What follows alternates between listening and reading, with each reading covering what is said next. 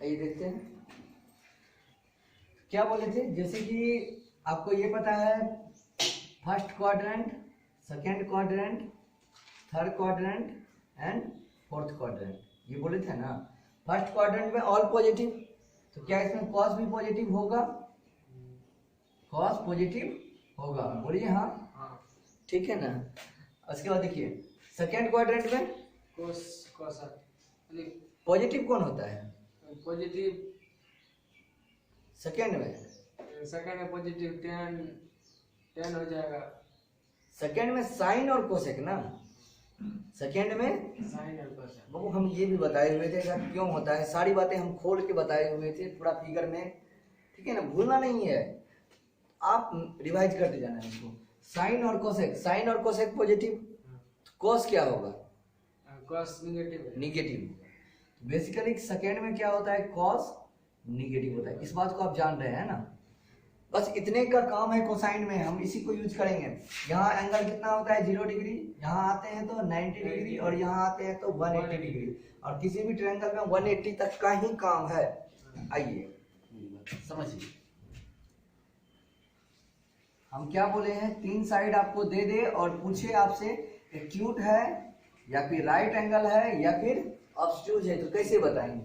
तीन साइड दिया हुआ है, ए का सामने साइड ए, बी का सामने साइड बी और सी का सामने साइड सी, तीन साइड दिया हुआ है, समझिएगा मेरी बात को। अब यहां से यदि हम आपसे पूछें, आप बताइए कॉस, किसी का भी ले लीजिए, कॉस सी बताइए। बेसिकली सी हम इसीलिए पूछ रहे हैं कि जनरली हम लोग जो है ना, जब राइट एंगल का बात कर रहे होते हैं तो सी को बड़ा साइड लेते हैं, तो सी बड़ा हाई यानी ग्रेटर साइड आपको समझना है, ठीक है। तो कॉस सी बराबर क्या हो गया, आप बताइए। यहां से तो लिखेंगे ना, बोलिए, a square plus B square minus C square by 2ab हुआ ना। अब बताइए यदि ये सी, आप पहले ये बताइए हम किस ट्रायंगल का बात कर रहे हैं? एक्यूट का पहले बात करते हैं। Acute triangle, acute triangle, acute triangle होने के लिए क्या कंडीशन होना चाहिए?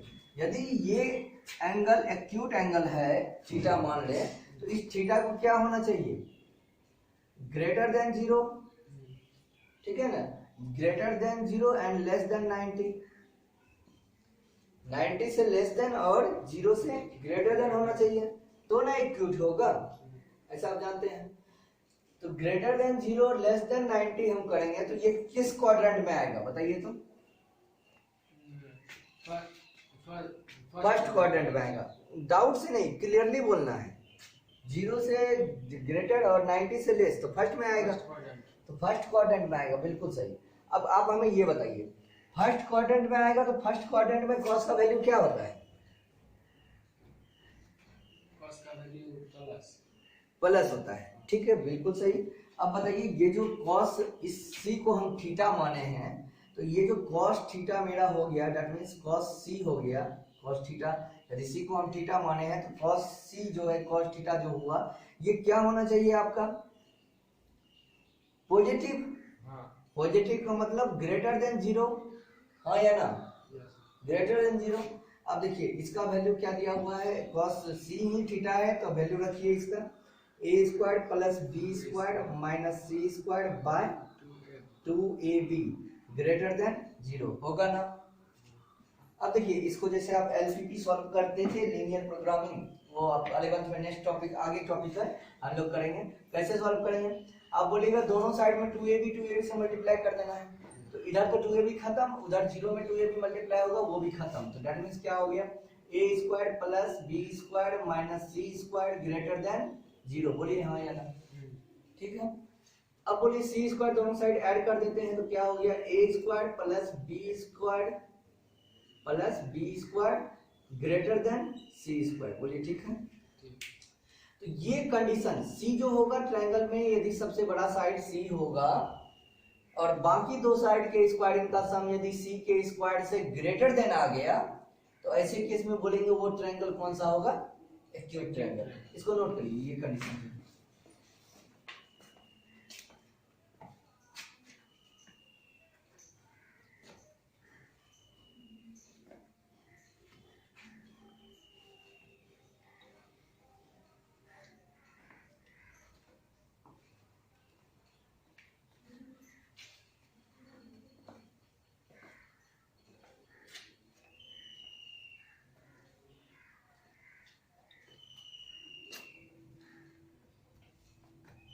ठीक है। अब देखिए राइट के लिए ये तो एक्यूट हो गया। अब जब हम बोलेंगे for right angle, for right angle, right angle triangle के लिए जब हम बोलेंगे राइट एंगल ट्रायंगल, तो आप बताइए राइट एंगल ट्रायंगल बनने के लिए इस थीटा को 90 होना चाहिए था, नहीं। राइट एंगल ट्रायंगल में थीटा क्या होगा 90 डिग्री। अब बताइए यदि आप सी की जगह 90 रख देते हैं तो cos 90 डिग्री का वैल्यू कितना हो जाएगा, cos 90 डिग्री, सी की जगह 90 रख रहे हैं, इसका वैल्यू तो ये निकाले हैं हम a square plus B square minus C square by 2ab। बोलिए हाँ या ना। और cos 90 का वैल्यू कितना होता है 0।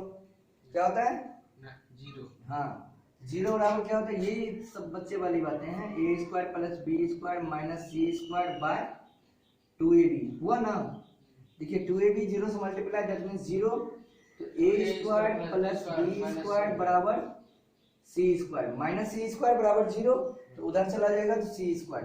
ए स्क्वायर प्लस बी स्क्वायर जो होगा यदि तीसरा साइड जो सबसे बड़ा साइड है उसका स्क्वायरिंग के बराबर हो गया बाकी दो साइड का, पाइथागोरस भी तो यही बोलता है ना, पाइथागोरस भी जो हम पढ़ते हैं राइट एंगल ट्रायंगल के लिए वो भी यही बोलता है, और कोसाइन रूल भी यही बोलता है कि a square plus B square is equal to यदि सी स्क्वायर हो गया तो ऐसे केस में बोलेंगे वो ट्रायंगल क्या है राइट एंगल ट्रायंगल है। अब लास्ट ये देख लीजिए ऑब्ट्यूज का कहानी। ऑब्ट्यूज में क्या हो जाएगा, for obtuse, obtuse triangle, obtuse triangle के लिए यदि हम बात बोलें तो आप थोड़ा सा हमें बताइएगा। ऑब्ट्यूज में, ऑब्ट्यूज बनने के लिए इस थीटा को क्या होना चाहिए, greater than 90 and less than 180। बोलिए हाँ या फिर ना। 90 से ग्रेटर होना चाहिए और 180 से लेस होना चाहिए। अच्छा 90 से ग्रेटर और 180 से लेस यदि होगा तो ये कॉस किस में जाएगा, किस क्वाड्रेंट में जाएगा, सेकंड क्वाड्रेंट में जाएगा।